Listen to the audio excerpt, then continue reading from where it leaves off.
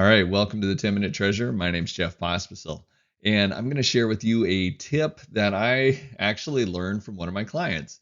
So, the Harvest Community Church, they're doing some good work of moving from the desktop version of QuickBooks to the online version.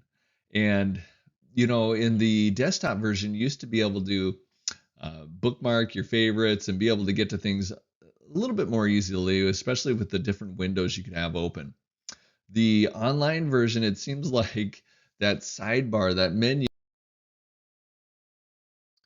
for me, I have too much to do to waste time looking for how to do the things I need to do. So I go to banking, I go to bills, I go to sales receipts, I go to chart of accounts. Those are the things I go to regularly. And eventually, when we have employees with this organization, I'll go to that regularly as well.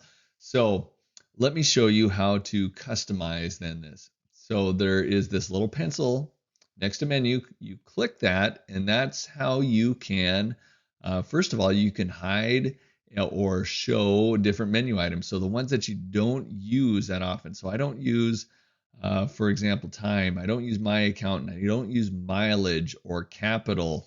I don't use live bookkeeping. And then after you click it, it actually just goes below there. So you can actually click on it again if you wanted to add it in there. So some of these I don't know if I'm going to use or not with this client. I'm going to get rid of members and leads. Um, and then you click save, and now all of a sudden you have a much shorter sidebar menu over here. Cash flow, I'm not sure if it sounds like a good idea. I'm going to leave it there.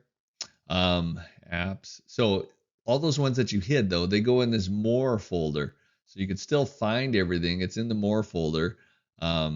And so let's go to bookmarks now. Bookmarks are you click on it and you go right to what you need.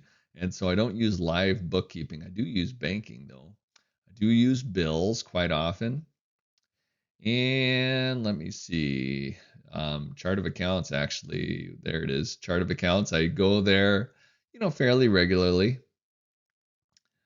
And I'll maybe add one more in there. Let me look.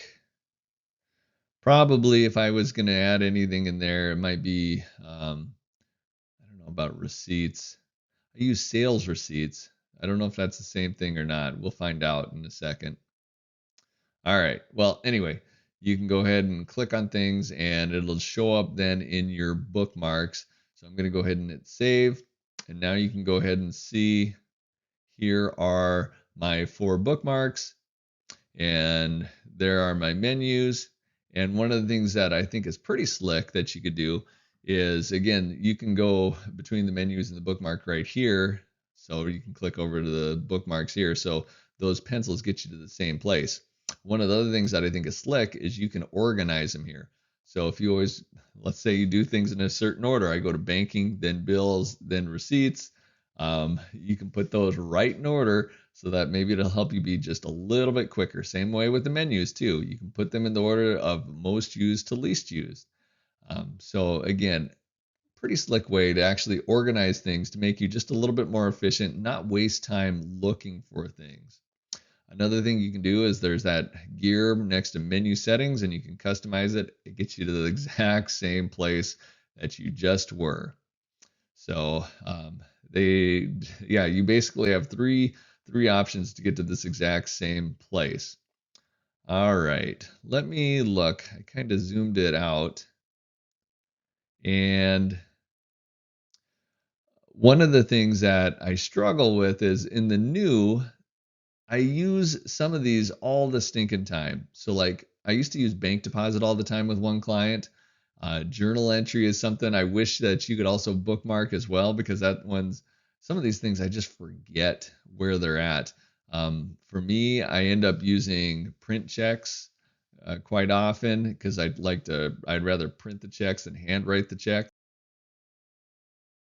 All right, I hope that helped you. I know this was a big help for me. So a big thanks again to the Harvest Community Church. They are a Nazarene church, and I'll put a link in the description to them if you want to know more about them. And, if there are other tips that you found that were helpful to you that you'd want to share with me, go ahead and leave them in the description. And I'll maybe make a video about it, as I know I'm just learning at the same time many of you are learning. And that's all I do, is I try to document what I'm learning. All right, till next time, God bless you.